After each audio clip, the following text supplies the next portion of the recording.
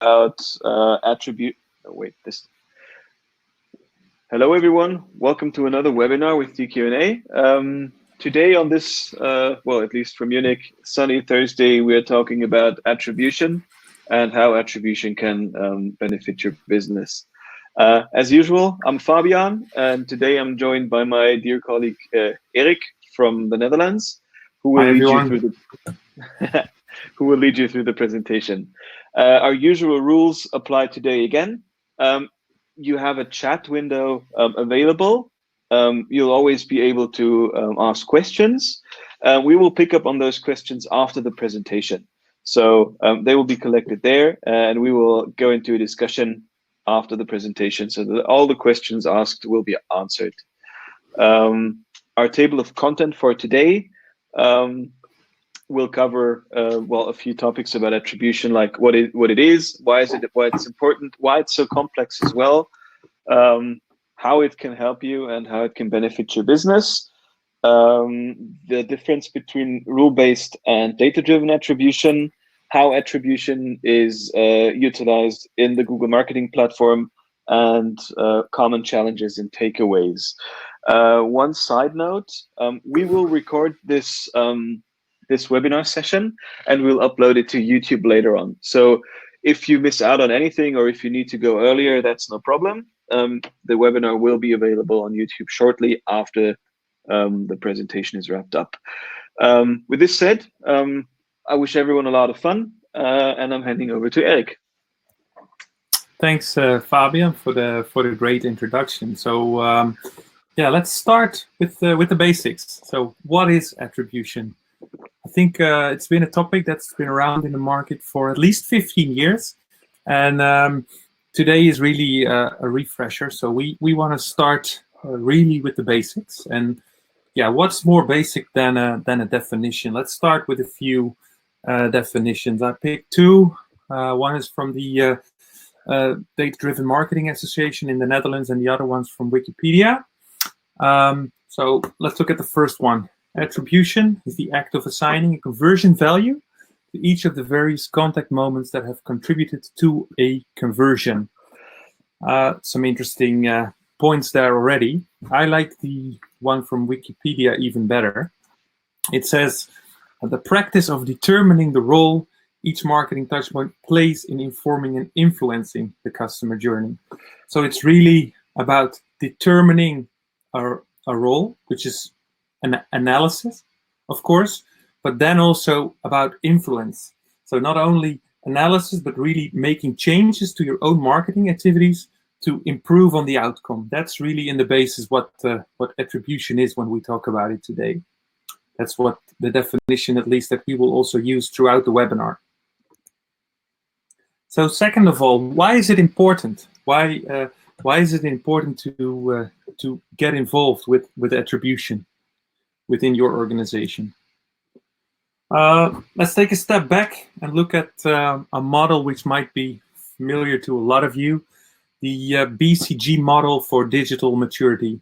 This is a framework that's widely used within Google, DQ&A, and other companies to determine how advanced a company is when it comes to using data and technology, or to put it differently, in digital transformation. And when your organization follows the path from being nascent, emerging, connected to finally multi-moment, you reach a point where you're using data and technology harmoniously, not only to understand what happens, but also what to do next. And in the core, attribution is all about that. What we found, or what people at BCG found, is that 3 technical enablers are typically present in these most digitally mature businesses. So the ones in the fourth stage. One is using connected data. Secondly, automating and integrated technology. But thirdly, and that's what today is going to be about, actionable measurement. So not only measuring and gathering information about what's happening, but also actioning upon that and then making changes to improve.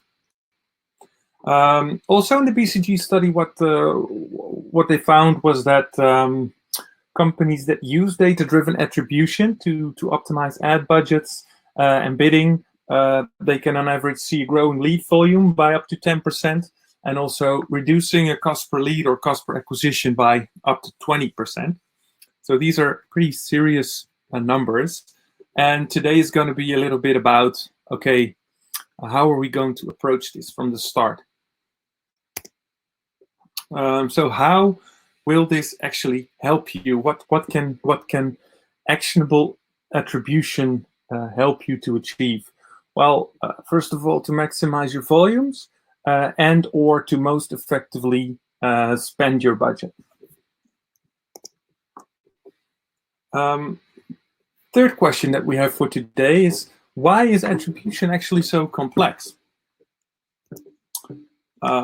Attribution is complex to begin with because it's about customer behavior, trying to understand and influence customer behavior or consumer behavior. And customer behavior in itself is quite complex. It is influenced by market trends, by entering competitors, a changing online landscape. For instance, to give an example, with the rise of marketplaces like Amazon or bol.com in the Netherlands, we see the landscape is constantly changing, and consumer behavior is changing rapidly as well. It's also because customer behavior is also complex because potential customers of yours, they're acting in a world with countless exposures, not only to your brand and your products, but also to that of your competitors. And these exposures, and these interactions, they happen through a variety of different marketing channels and across different environments and different devices, such as app or web or even offline. And it's this interplay of different touch points, which is really really complex to not only understand but also to then action on. So within this complex and scattered landscape, it can be already quite hard to even locate where your customers can be reached. But just in identifying where they are is actually only the beginning, because you will, after you've identified where they are, you also need to define the investment that you can or should make to interact with them at these different stages of their customer journey, along these different touch points, while at the same time also making sure that you do not exceed your maximum acquisition cost. So that's kind of it can be quite a delicate process, which all starts with having the right information to begin with, to make sure that you actually base your analysis and base your further actions on correct and complete information. So to further define the investment that you actually can or want to make for interacting with your customers at each of these different points, through TV ads, video, email, all the channels, paid and non-paid, that are out there, we also need to know more, and we need to understand more about the roles of these touch points. First of all, how these different touch points or different channels influence the conversion, but also how they influence each other, and how they maybe jointly have a bigger effect than each of them separately would have had. So before we can act, we need to start analyzing. But the first challenge that comes our way when doing attribution is actually a challenge of data, because what you want to do is you want to establish as much as possible a full circle view of the customer journey, to make sure that you can analyze the full picture and that we're not missing out on any vital pieces of the puzzle. If you're missing out on certain touch points that have played an important role, then all your analysis going forward will be skewed as well. So that's all well and nice, but how does attribution, or having a good attribution project, will then help you in practice? Well, first of all, it takes the focus away from the obsession or the sort of the default way of looking at it, which is a last click, because even people that don't actively think about attribution modeling or an attribution strategy, actually every online marketeer has an attribution model.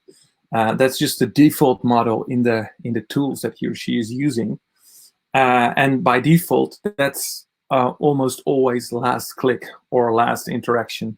It's been like that in the industry for many years, and it still is the default, and it puts an enormous focus and an enormous emphasis on the last touch point in a customer journey, and somewhat neglects the things, the interactions that have happened prior to that.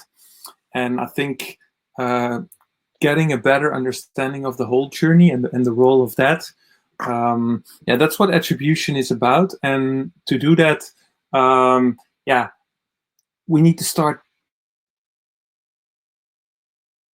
technologies we can choose, and then with these models and technologies also thinking about a practical approach which we can take, and that's easier said than done.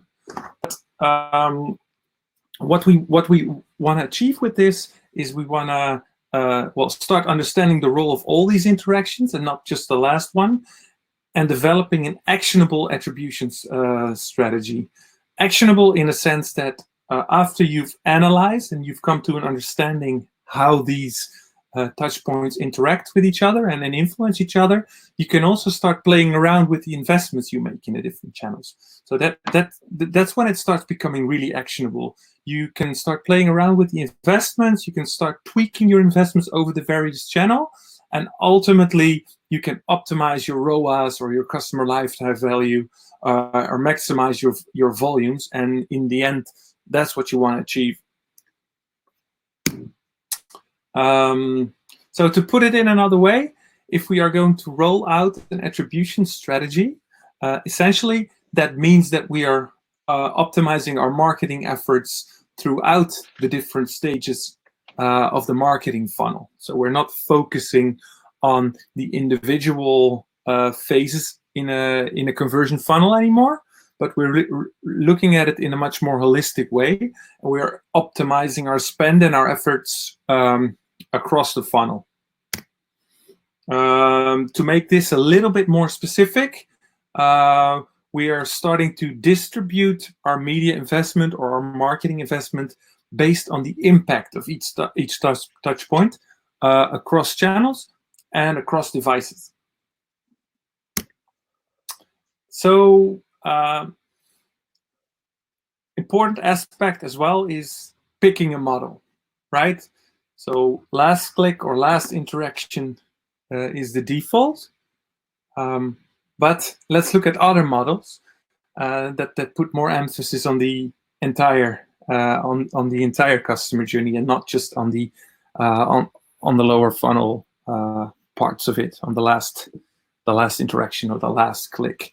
So there are many different models out there, which can be simply put can be divided into two parts.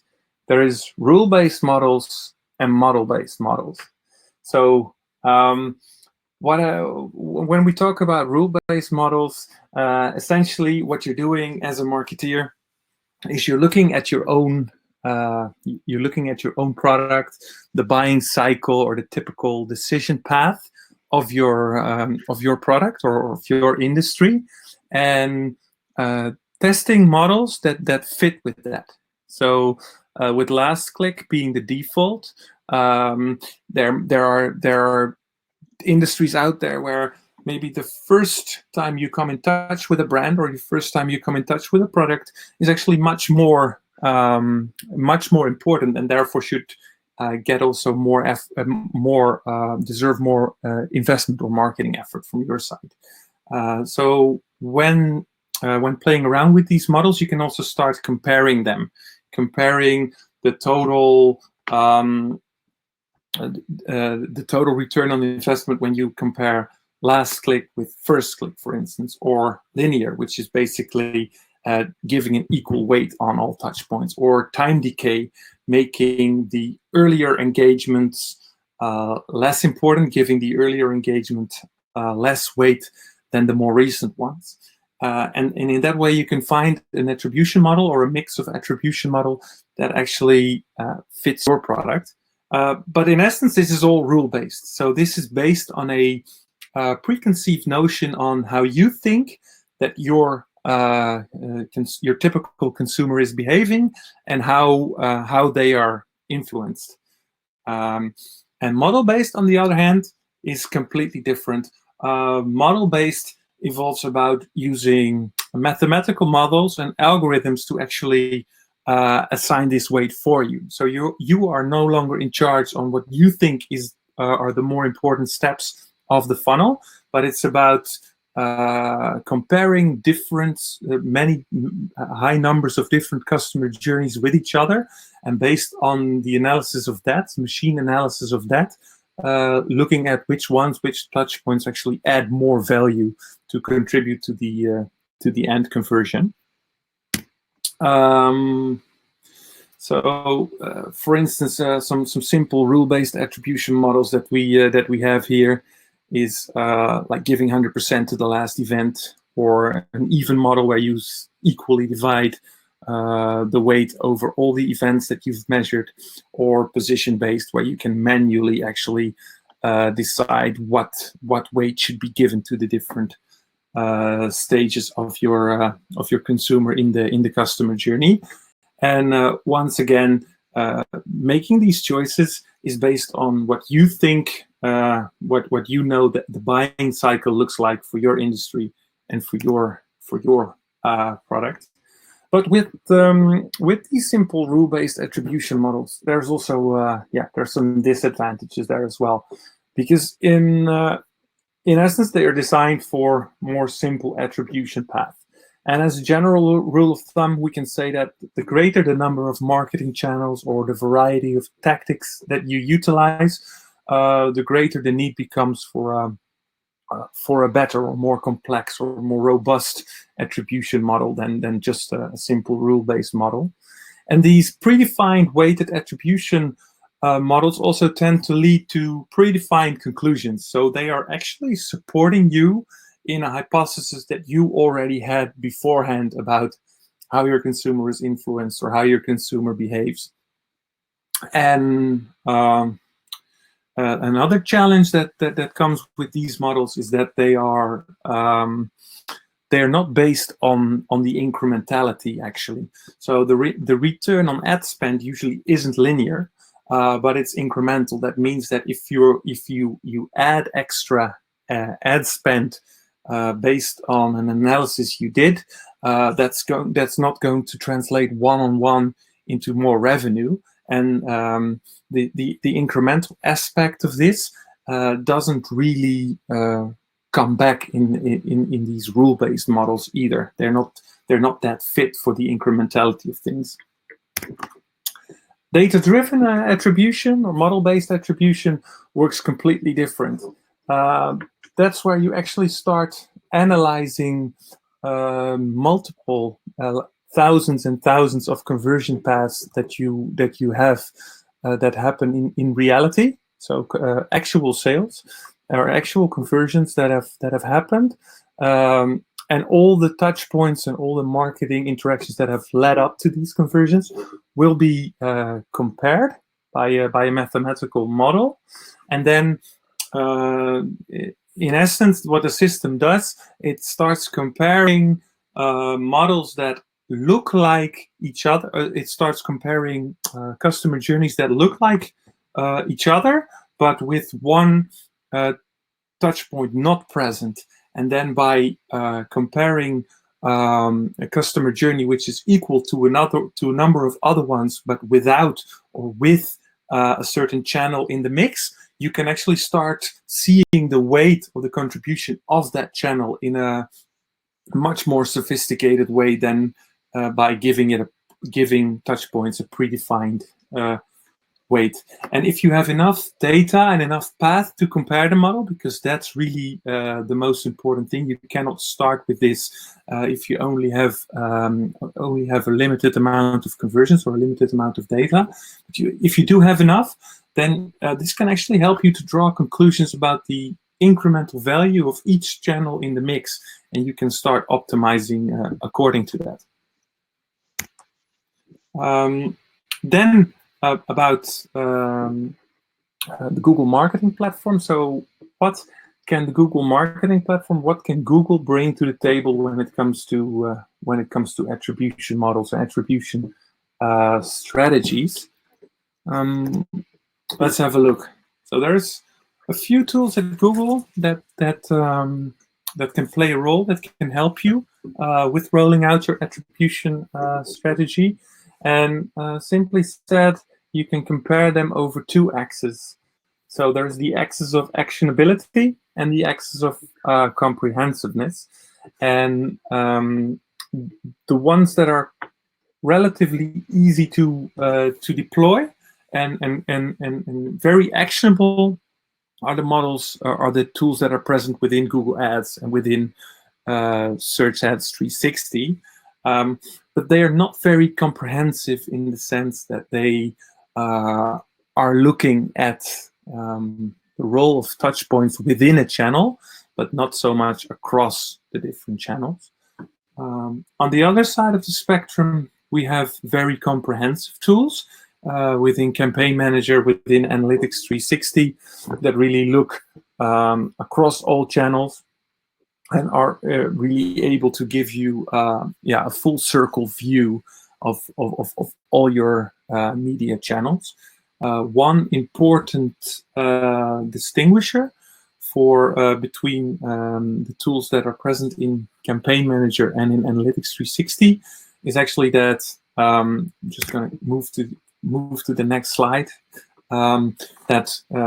Within Campaign Manager, we can actually also look at interactions that didn't involve a click. So purely a view that happened on that happened on a banner or on an ad, and not a click. That can be taken into account, can be taken into consideration by the Campaign Manager, and Analytics 360 doesn't have the views most of the time to take into account. And the advantage of using Google Analytics 360 is that it looks at all channels, not only the paid ones. So in a sense, if you really want to get as much as a full circle view as possible, and also looking at post-view interactions, then a mix of Campaign Manager and Analytics 360 would be advisable to use. So now to get back to the practical application of this, how do we get started, and what challenges are there to tackle with when you want to get going with attribution?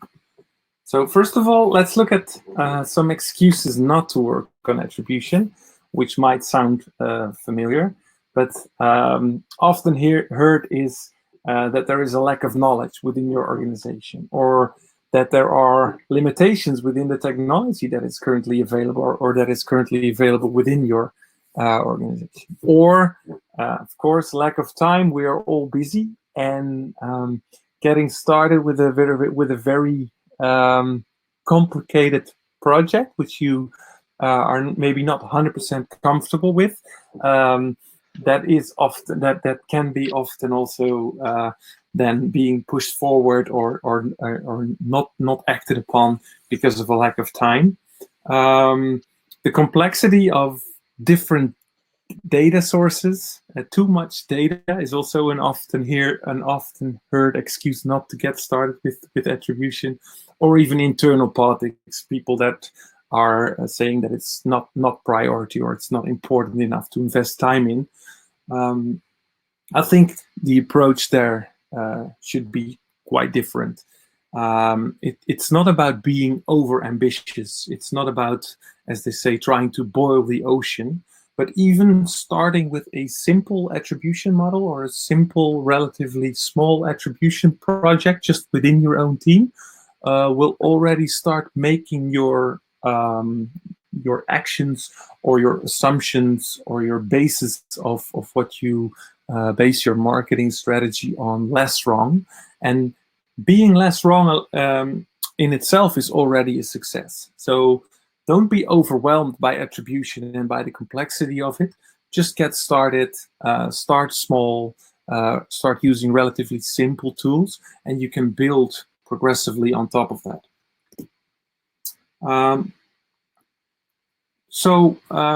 When you get started with attribution, it's important to realize that there is actually only a few things, a few variables that really matter here. It is the way you want to group your different marketing channels. So the different marketing activities that you currently do or that you are considering of starting with. These are your basic marketing channels, such as paid search, display, video, etc. Then there is the conversion, so the goals that you're trying to achieve. It could be e-commerce goals such as sales or leads, but it could also be smaller. It could be newspaper downloads or article reads, any micro moment that you could have on your website, or even offline conversions.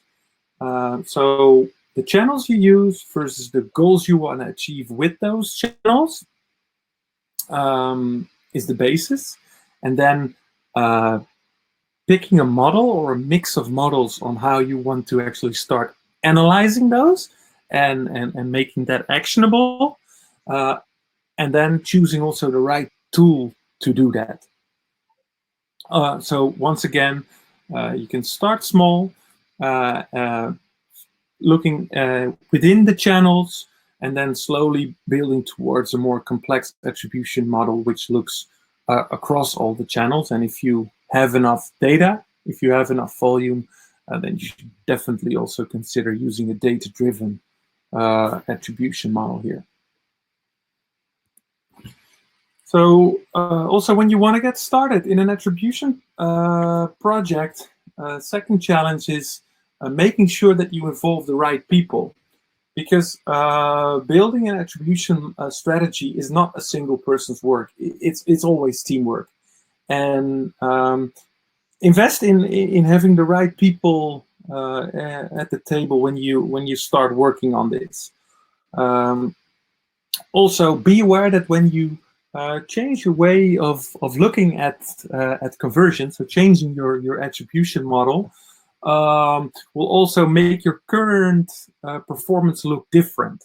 So be aware that if you are moving away from last click, for instance, your search team will probably see initially a drop in their results because less of the weight is going to be assigned to their efforts, which tend to concentrate a bit more on the lower funnel. That's not necessarily a bad thing, because in the end, as an organization, you are building towards more success. But zooming in on the specific team members of the search team, this might be discouraging to them. So take them through that story from day one, so that everyone is aware and everybody is on the same page. For the programmatic team, it might be the other way around. They are usually not seeing the conversions based on last click that they were hoping to see. And by looking at other models and data-driven, their performance might actually come out better than it used to do. So there's also a mix of interest there. And that's why, it's quite important to involve people from a little bit higher up in the organization as well, that can oversee these different interests, and can actually bundle them and look at the interest of the company as a whole. So let's finish up with some key takeaways, some key some key points taking into consideration when you start with attribution. So it's a choice, a little bit of a choice between insights or action. So do you want to go for full insights, which might limit you to take action from day one? It's probably advisable to start simple. So start with a simple intra-channel attribution that focuses on actionability, and build the more complete insight on top of that later on. And also when moving into data-driven attribution, that's always a good thing, but it's only possible if you have enough data. Takeaway number 2, the tool selection. When you select a tool, focus on the decisions it will allow you to make. So also, again here, keep your use case in mind. Are you going to focus on actionability, or are you going to focus on comprehensiveness? This will also lead to different choices of different tools that you're going to use. When choosing a model, choose a model that fits your buying cycle and the decision-making process for your product. An important detail here is also choose the correct look-back window. So if you are in an industry with a buying cycle of let's say 100 days, let's say you're selling cars, the buying cycle, the decision-making process of selling a car, it's obviously a lot longer than when you're buying and when you're selling a more impulse product. So make sure that your look-back windows of your analysis and your models are also not being kept at 30 days, but they should be set a lot longer if you are in an industry that has a longer decision-making process for the consumer. Takeaway number 4: don't jump to conclusions.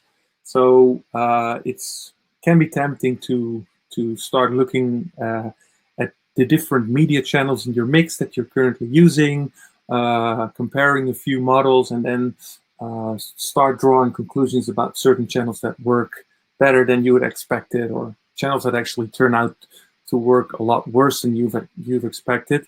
But don't discredit a channel until you've used it to its full potential. It might not be the case that the channel itself is not valuable for your within your marketing efforts, but maybe the way you were utilizing it wasn't the right way. So make sure to optimize all your strategies on their own before actually putting them to the test within a more advanced attribution model. Then last takeaway: always keep learning, keep improving.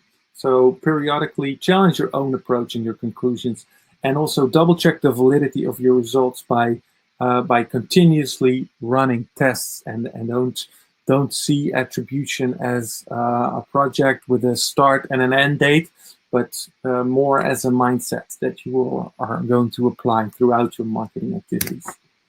And with that, we've come to the end of the slides, at least. And I see there's quite some time left for a Q&A. So Fabian, I would like to hand back over to you. Fabian?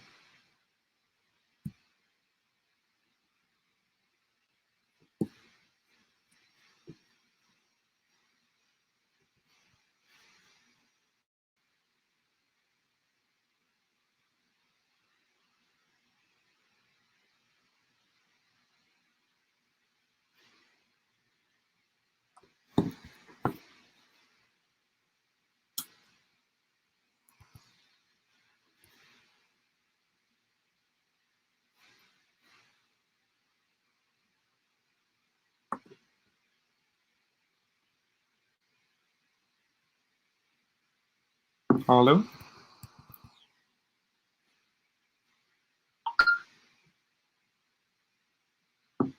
I see Fabian's sound crashed. Let's see what we can do about this. I see we have some questions today from Daryl. Is there such a thing as having too much data on your website for being compared with other companies by Google? Daryl, I'm not 100% sure about this question, but I think not. I don't think you can have too much data on your website for being compared with other companies by Google.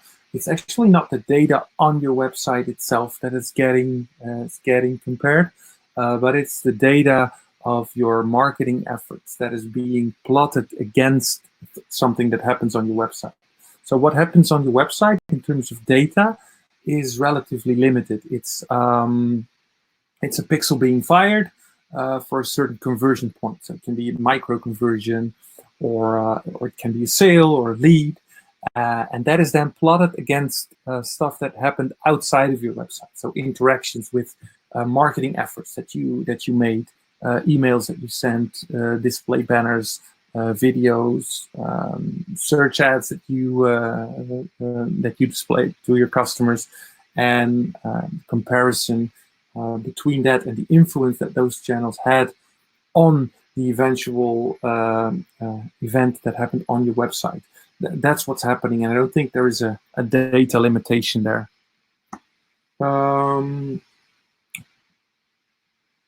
Question from Sebastian we have here. It's about how do you cope with walled gardens like Facebook, YouTube, and browser challenges like ITP?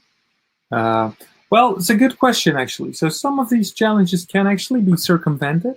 So Facebook, for instance, you're able to integrate that with Campaign Manager. So attaching Campaign Manager trackers to your Facebook clicks.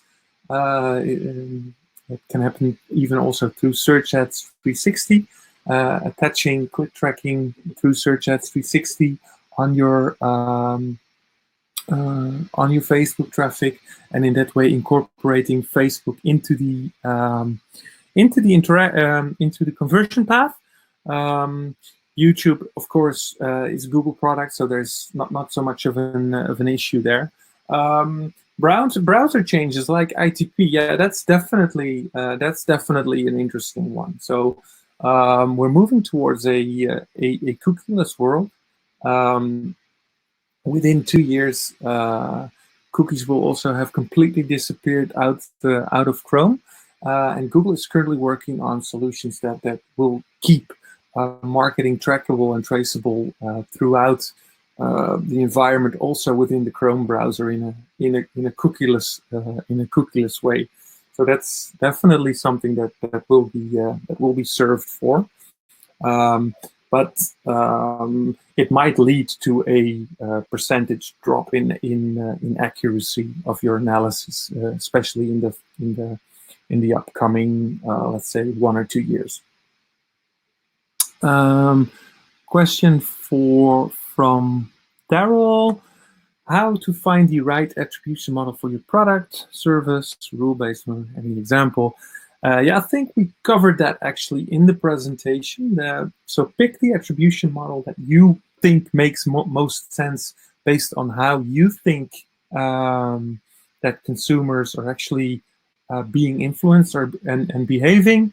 So if you have a low, if you have a high impact product, or a low impact, or high impulse or low impulse, that makes for a completely different decision making within the from the consumer. And you should pick a model, or compare models that match that actually match the path that is happening on the consumer side. So if you are looking at selling a product which is heavily on price, then probably the focus is a lot more on the lower funnel. So the focus should be a lot more on the last click. If it's more of an emotional buy, or a very new product, then or a very unknown brand, then you should probably have more focus in your model on the first interactions, or earlier interactions in the funnel. And yeah, a model-based, data-driven, that's always the preferable option. But you just need to make sure that you have enough data before you can start using that. Yeah, so I'm not sure. I think Fabian's sound is still crashed. So unless Fabian is now back live with the sound, I would like to thank everybody for your attention. And yeah, I'd like to conclude the webinar with this. If you have any questions that are not answered within this webinar, if you need any help with the attribution strategies that you're planning to roll out, please reach out to Fabian or myself, and we will be able to take your questions offline and make sure you get an answer. But for now, I would like to thank everybody and yeah, wish you a nice afternoon. Thanks a lot. Take care. Bye-bye. Thanks a lot, Eric. This is Peter. Can you hear me? Yes. Yes. Yeah, Fabian had some troubles with his sound, but you ended it perfectly. So thanks a lot again for your brilliant webinar. Thanks a lot. Okay. Thanks a lot. Bye-bye.